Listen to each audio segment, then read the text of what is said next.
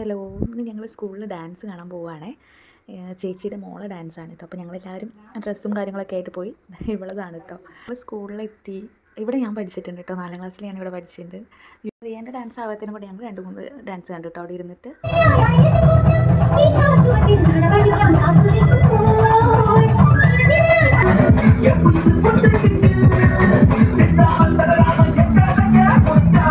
പിന്നെ റിയമോളെ ഡാൻസിൻ്റെ ടൈമായിട്ടോ. അങ്ങനെ എല്ലാവരും മേക്കപ്പും കാര്യങ്ങളൊക്കെ ചെയ്യുകയാണ്. ഞാനും അതിൻ്റെ ഇടയ്ക്ക് എന്തൊക്കെയോ ചെയ്ത് കൊടുത്തിട്ടുണ്ട്.